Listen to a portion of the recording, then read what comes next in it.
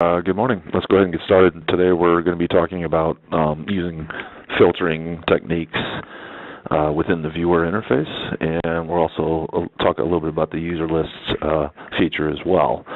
So in terms of how we're going to approach this, we're going to talk a little bit about the different filter types that are available, and then we'll get into some advanced concepts using different types of filters, and then also some more advanced types of filtering, such as filter by expression.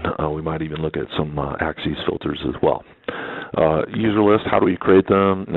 What types of user lists are available, and how we can use those in filter situations. So that's what we want to talk about today.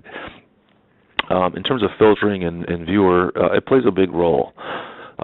It's a big, pretty important feature, and it really allows you to filter on different things within your view.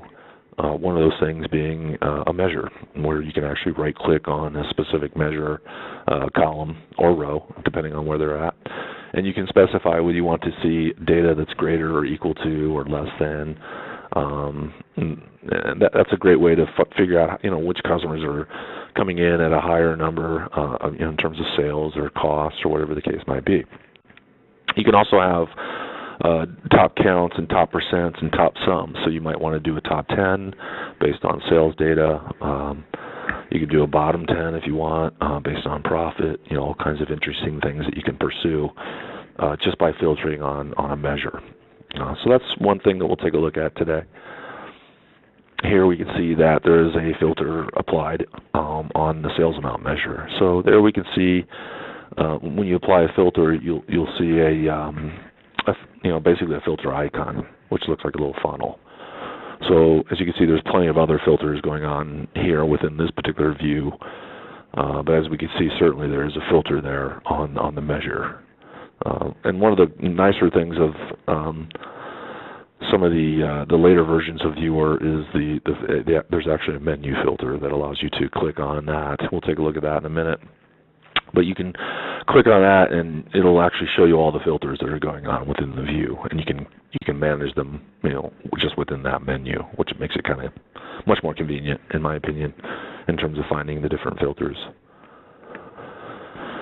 So you can also filter on a level. So, before we were just talking about just filtering on a specific measure item. In this case, we can filter on a level, of course. So if we want to filter on a level, anything can be on a level, could be anything from a customer sold to, or a series of products, a geography of some sort, maybe certain states that you want to see the data by. So all the different levels that you have available are available to be filtered on, and there's different types of filters that you can apply on a level. There's a memberless filter. We'll kind of go through each one of these. There's a userless filter. You can use a name set. We'll talk a little bit about that. You can also talk filter by expression, which makes it a little bit more dynamic, so that the filter basically filters based on the actual expression that you write. Okay. So the level can be, as we know, on a row and a column, and also in the view filter. So obviously you can apply a filter there as well. So like the view we just looked at previous, we can also see the different filters that are available here within the view. We can see that certainly there's a rep broker filter. There's a filter on product, and then we can also see that division up here in the view filter area is being filtered on a specific division as well. And when you're in the view, you can hover over these filters, and it'll display, obviously, what the filter is, and you'll have a better idea of what's going on with the filters. But we can see here that we're only looking at rep brokers, 309, 312, looks like it says 300 to 318, which is basically wrong. But we can see here that there's another filter that we've done to show products that have apple or pear in the description. And we'll talk about how we can do something like that. Okay, so there's also even more filtering going on. There's this concept of what we call the relationship filter and the empty filter. And these are things that you typically don't want to change unless you want to see certain things that haven't been sold for certain customers. There's different things that you can actually find by playing with some of these relationship and empty filters as well. So the relationship filter, as we can see, it's enabled by default. Basically, Viewer just wants to show you data where you have relationships. Okay. Here we can see a view that's basically showing me all the products that were sold throughout the year. So I don't really see any gaps here. Everything has data within it. The relationship filter is turned on for my rows. What happens when I turn off my empty filter? We can see that there's actually a product that comes in, and it has no sales for the year of 2004. So now we can actually see a product that has been sold.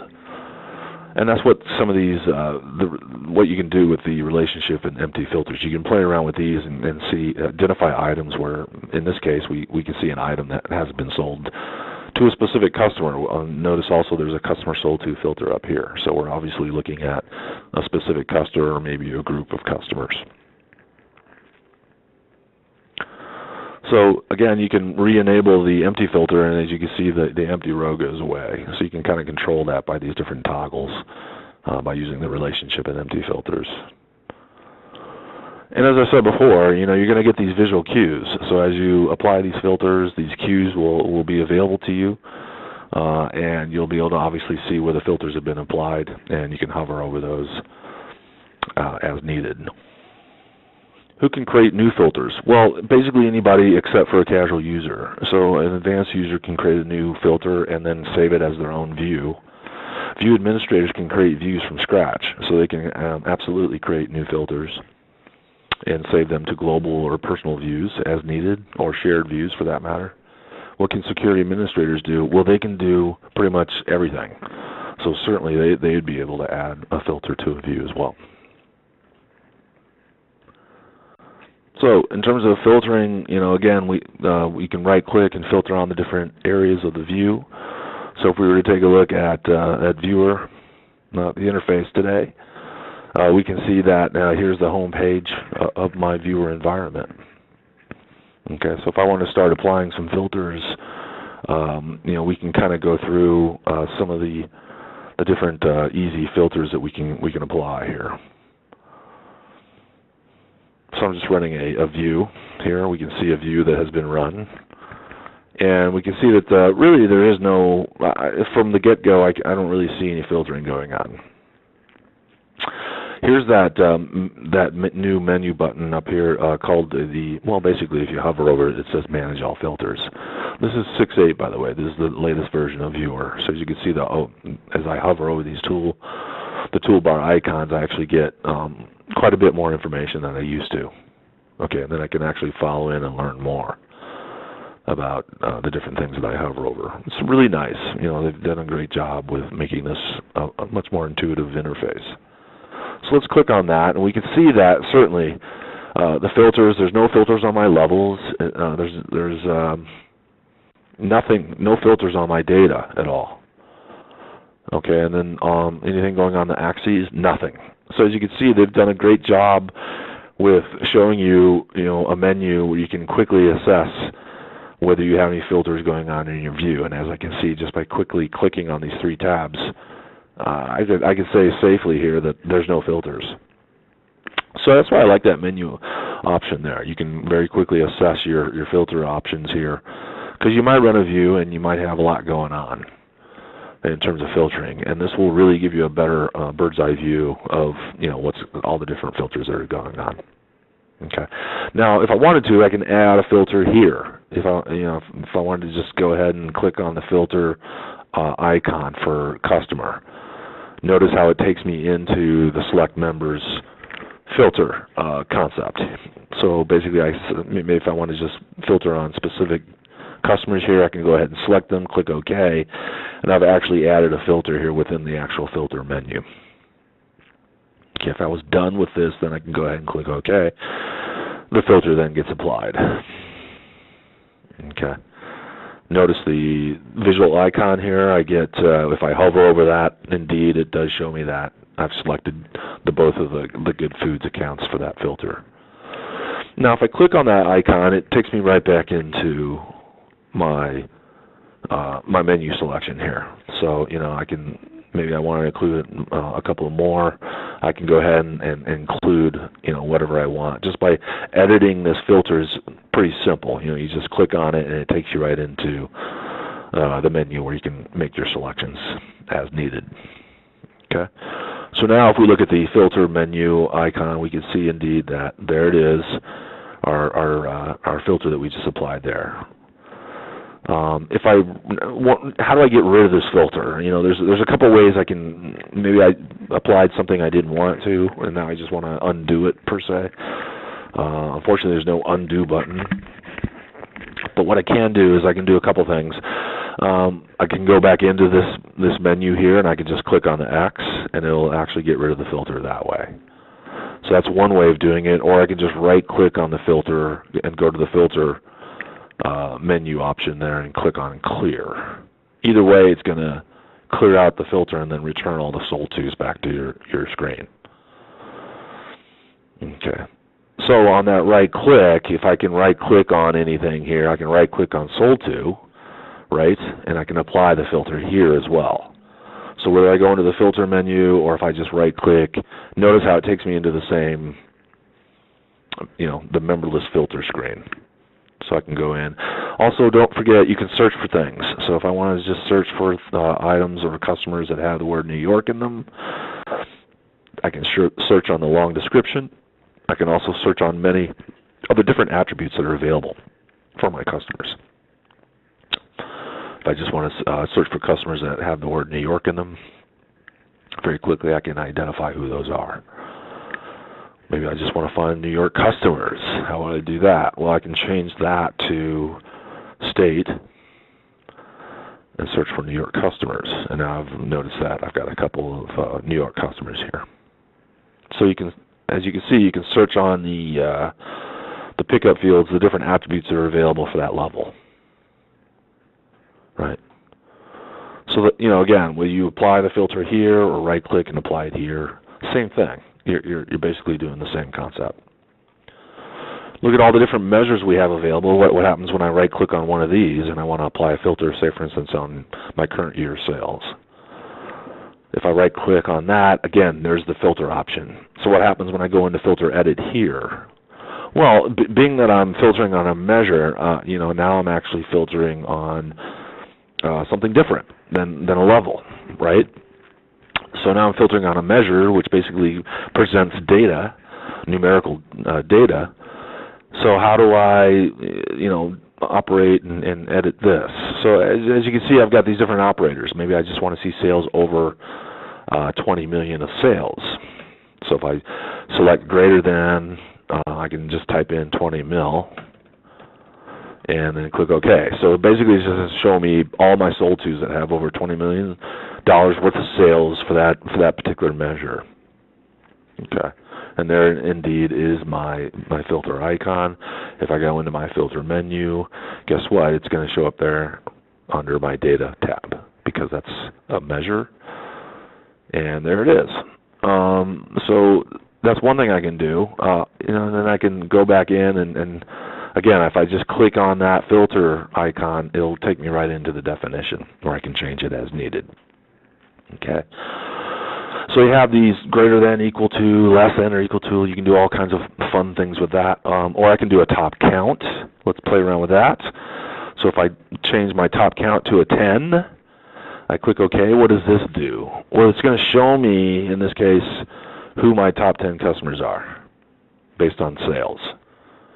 So that's all this basically does. As I drill down on a level, for instance, if I drill down on one particular customer sold to, it's now going to show me the top 10 items for that customer sold to. Okay? And so on and so forth. I don't have any more drill downs here, but that's exactly how that would behave. Okay, if I drill back up to the sold to level, now it's again just showing me the top 10 customer sold tos. So that's essentially what the top count does. Top percent is basically my top 10% of customers. So now it's a little bit of a different story. We've got Wilder Foods, who is bringing in pretty big numbers. So they're a pretty important customer. They're 10% of my business. Okay, what if I change that to 20? I would expect we get more hits, right? What's 30 or 35 or 40% of my business? You know, we can start really kind of grading my business here in terms of this top filter. Top sum is kind of the same concept here. Maybe I want the top sum of my customers that sum up to 80 million first. You know, who would those be? It's going to be your wild fruit accounts. You know, that's 86 million. Okay, so you can actually pick out what sum it is that you're looking for. Okay, so out of all the top ones, you got a bottom one as well. The bottom counts. You know, who are my bottom 5 customers based on sales? Here they are, and the numbers are quite smaller. Okay, so I can just play around with this as I go, right? We also have this concept of recursive. So my recursive top count, let's do that. So it's a top 5, and it's basically showing me my top 5 customer sold tos. Whoop-de-doo. What's the big deal about that? Well, if you want to see top 5 by top 5, maybe I want to see now my top 5 products by my top 5 customer sold tos. This is exactly what the recursive does for us. It allows us to drill on the header, so we'll retain these top 5 customer sold tos, and then it'll show me the top 5 items for each one of my top 5 sold tos. So it's recursive in nature, and that's why we call it recursive top 5. It's retained as I drill from the header to the product line. Basically, I'm drilling on everything. It shows me a 5 by 5 at this point. Kind of cool. Now, what happens when I drill on one customer sold to? It's going to do the same thing as the regular top count. It's going to behave the same way. So there really is nothing recursive about this per se. Okay, it's when you want to drill on the header, meaning that I want to drill on all 5. So I drill on the header, and that's what gives it its recursive nature. Okay, so that's your top 5 recursive, and you have, of course, top percent recursive, top sum recursive, and you also have bottom recursive as well. And then finally, you have this overall top count. What is that? Okay, so let's take a look at the same thing here. Actually, let's drill back to sold to first. So now I want to change this from recursive to overall top count. Okay, and I'll make that a 10 like we did before. Nothing special here. Again, it's going to behave very similarly to the regular top count, right? Now, what happens when I drill on Wilder Foods? Again, same concept here. It's just going to show me my top products for Wilder Foods. It's when I drill on the header here. I want to drill on all my top 10 accounts here. So I'm going to drill on the header. Isn't that interesting? I get something quite interesting here. Well, remember, this is the overall top count. Okay, the overall top 10 count. So overall, out of my entire business, for all of my customers, these are my top products. Okay, it's almost like taking the combination of my sold to and my product and showing me my top 10 combinations of that based on sales. Right. So as we can see that these are all the top 10 items, customer combinations. And that's what the overall does, as opposed to just regular top count. Okay, if I were to change this to regular top count, it's going to show me something quite different. Okay, so now I'm back to, it's showing me my top 10 count by the different, by the different sold tos that I'm currently drilled in on. By all my sold tos. Notice how it's doing it for all. Notice I'm only showing 1 to 30 of 287 rows here. So it's, I can page through these, and it's basically my top 10 back to basically whatever my low level dimension is, in this case product. It's showing me top 10 for all breaks, for all my customer sold to breaks. So that's kind of the difference there between your overall and just the regular top count. And recursive, as we all know, again, that's just meant for the 5 by 5 or 10 by 10. In this case, it would be a 10 by 10. So if I were to change this back to recursive and then drill on my 10, now I've got a 10 by 10. Okay. The number over here is smaller, 1 to 30 rows of 111 rows. So that means, obviously, that I'm dealing with, less data here. So, okay. So those are the, very, very, kind of fundamentals of filtering, at least on a level. You can filter, as you can see, we can filter on that level. We can filter on these measures. Of course, that's all available. And then we've got our filter menu where we can manage the different filters that are going on. If I want to get rid of this filter, again, I can just go ahead and click the X, and now it's just a regular drill down. Okay, so I can go back and start, as we see, from scratch here. So we have absolutely no filters going on at this point. So that's kind of what's going on with the different types of filters that are available. We've only, if we right-click the Sol 2 level, it automatically assumes that we want to do a memberless filter here. Okay, so how do we change the filter type? You'll notice some other buttons down here on the bottom of the menu. One's called More. Okay, what happens when we select some of these different options? Well, the first option here would be the change filter type. So this is how we would change the filter type. For instance, in this case, the default filter type is a member list. If I just select that and leave everything else blank here and click OK, guess what? It takes me right back into the same menu. So there's really, that's our member list filter. Okay. If I want to change that to a user list filter instead, I click OK. Well, now it's going to show me all the different user lists that are available for the customer Sol 2 level. And here they are. So if I wanted to, for instance, use a dynamic user list, or maybe I just wanted my Harrington customers, then I can go ahead and select Harrington customers, and it filters based on a user list. So notice how I actually selected a list of customers versus, in this case, a user list, which included the customers within that list. Okay, so that's filtering on a user list, right?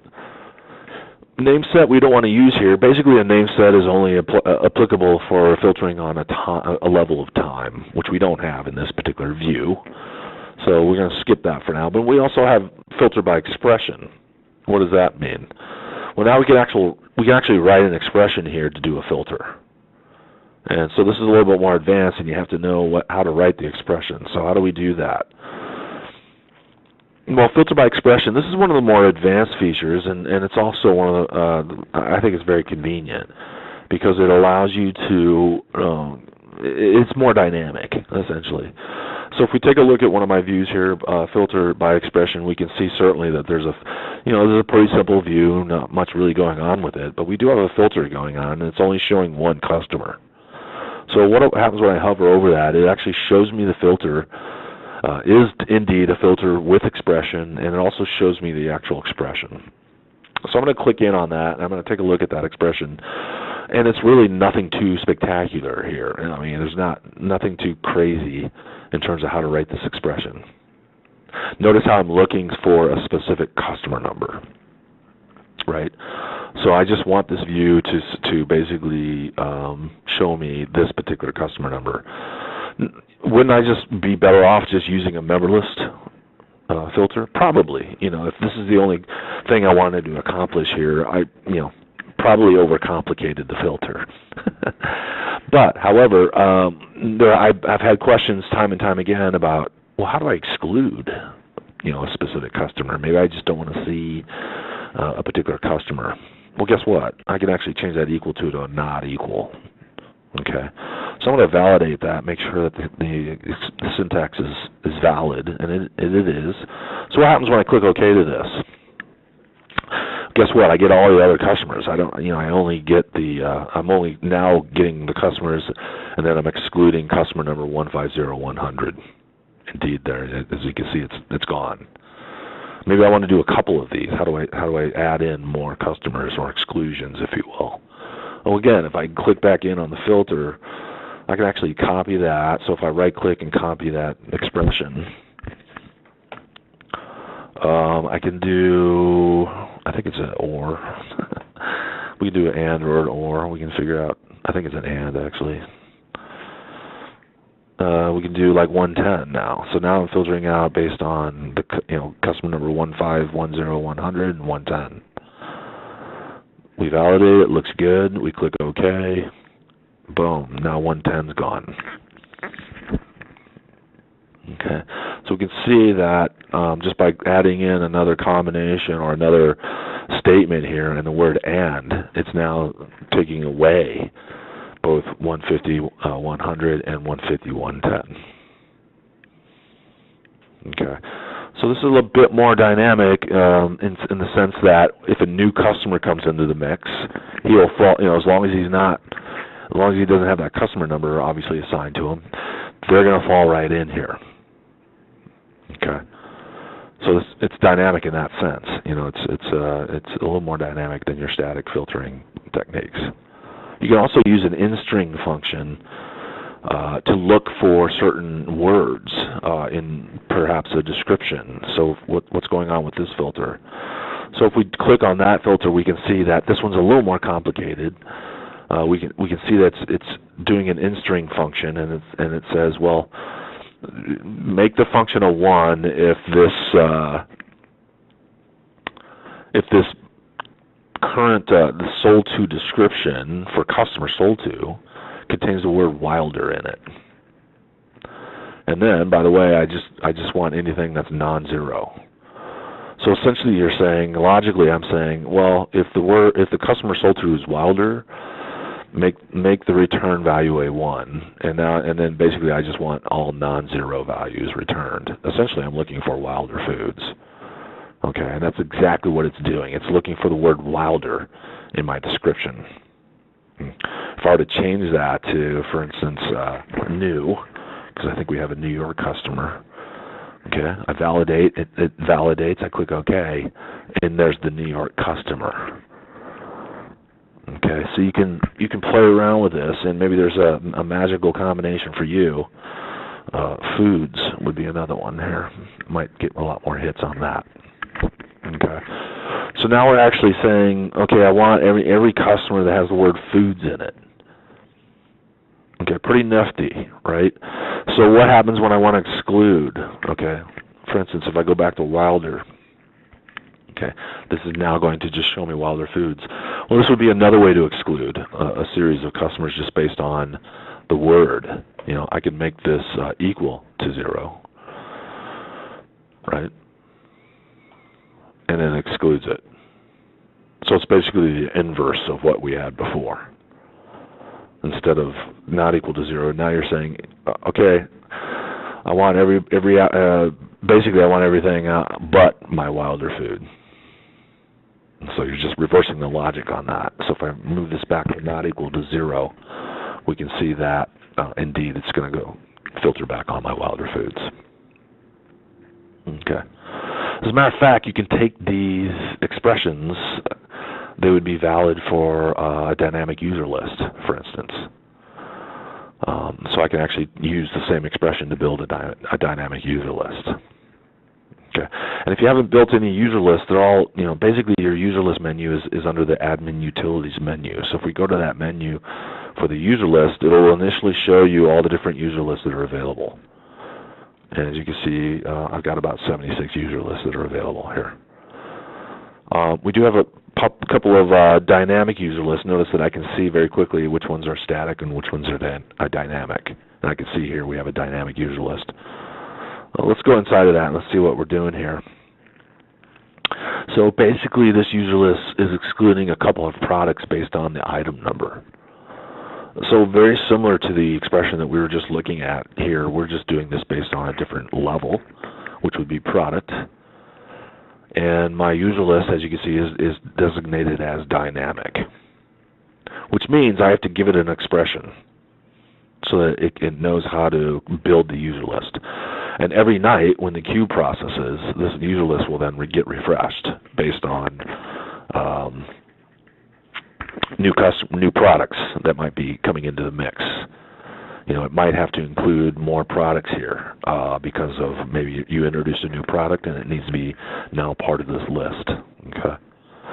If I click on my members here, I can see all the different members that are available that are part of this user list. So there's actually 161 different members or products that are not those numbers. Right? So, I can use this now, this user list. This becomes more convenient for the user to apply. if I wanted to, for instance, now apply this user list to a view, we can just go back to our sales comparison view. And then if I change my I'll just put product as my first level. So now I'm going to filter on my product. And here we can see that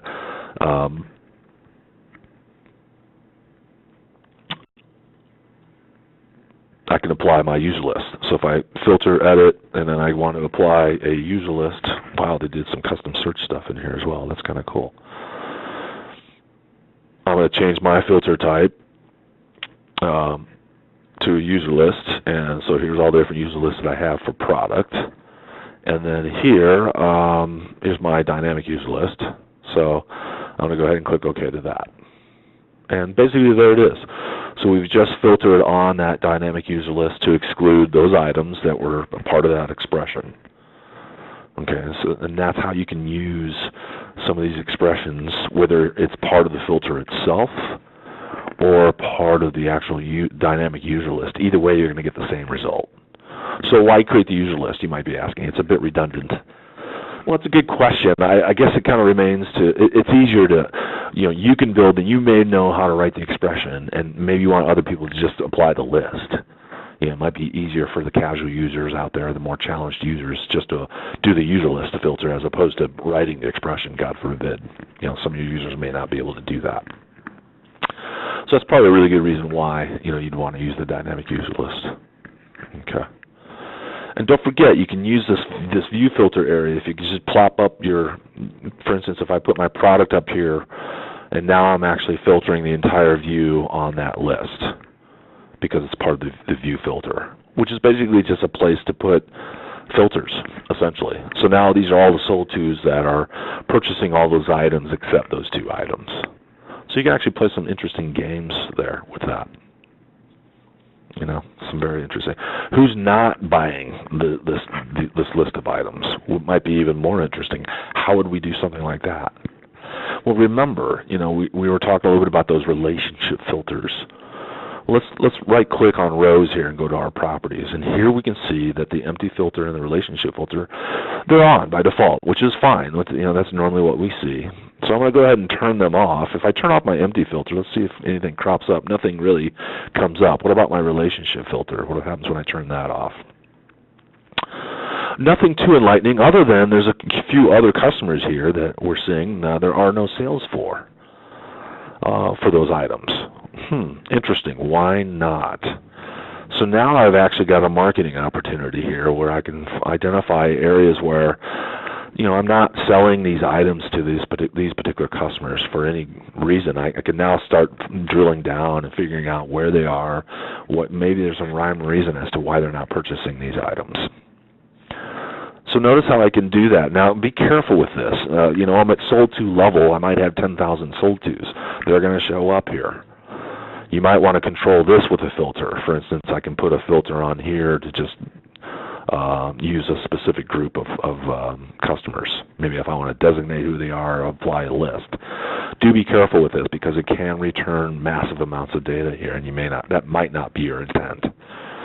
Notice how it's also returning these default values here. You can ignore those, but this is the gold you want to see. This is these are the customers that are not currently purchasing these items. Okay, so I was able to turn that on and get these applied by being able to do that here within the relationship and empty filter. If I turn them back on, you have to turn on the relationship first. I can also just turn it back on. Obviously, it gets rid of my emptiness, and now I'm back to non-zero values. So it's pretty easy to toggle on and off. You just want to be careful about doing it at large levels. Make sure you put a fence around what you're looking for, and that way you won't have any really long-running queries, essentially, which is kind of what you want to stay away from. Now remember, all this stuff is available in your help menu. So if I go over here to the rotary, I can see that there's a help menu here that I can go into. Okay. And normally what I suggest is that if you type in the word example, you can actually search on that word, and some of the first topics that will come up are some examples for filtering on a dynamic user list. So if I click on that one, we can see that here's some of the language that we've already used to do some of this. So it's right here available to you. You can copy and paste it into your filter or your dynamic user list, change the dimension name as needed, change the product name as needed, and you're off and running. So you don't need to know the syntax like word by word. You can leverage the help menu. As you can see, there's a lot of the syntax that's already written for you. And you can go through this, read through this, make sure that you understand what you're doing, and then apply the ones that you think would fit for your scenario. Okay.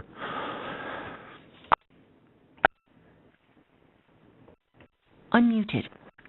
You're unmuted now. Are there any questions about what we covered today? This is Anne. I do have a question. Okay. You were doing the excuse me. When you were doing the filter a while ago, I see the different axes there. Is that a different version? I'm in 6.7. Is that the new version that you have? Oh, this one up here? Yeah, this is 6.8. Yeah, so it is. You have a new. What you have now up here is. Do you mind to click the filter, the funnel thing on top there? This one here? Yep. Can you just show me? You know that you have data and axes? Yeah, they made this even better. Yeah. So now they're showing the data, levels data, and the axes filter. That's the 6.8 you said, right? Correct. Yep. So will this help in, like right now, if we have a filter that is not drilled down, we don't know it was actually filtered. If it's under the row? This will show that a filter does exist there, yes, but right. it may not be applied yet. Right. Right now it doesn't, because not unless you've filtered to that level, you can't even see it. But the new version of this one will be able to see it. Correct. Cleared all kind of a thing.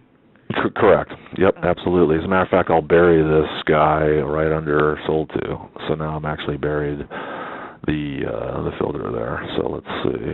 Oh wow, you're right. It does not show that unless it's applied. Yeah. That's interesting. So if you go into, but if you drill down, then you. Now, if I drill down, and I go back into that menu, it does get applied there. Yeah, they have not changed that then. But then it is applied to the results, right? Yeah, it is absolutely. Obviously, when I drill back up, it's not there, so it's not applied at all. And I guess that's the reasoning as to why they're not showing it there. Sorry, can you repeat it? Basically, it's not being applied. So as you can see, I drilled back up to Sol 2. Product is now black in my View Explorer, meaning it's not applied. It's buried now. So now, if I go back into my View Manage Filter menu, it's showing that no filter exists because it's actually not being applied. Okay. Do you mind? Sorry, I should have done it myself. But can you just click back to the view? And I just want to see the volume there. This is 45 million. And if you click down to that one level down to... The total? You want to see the total? Yeah. 45. Okay. All right. I see. Okay. Yep. Thank you. Yep. Any other questions?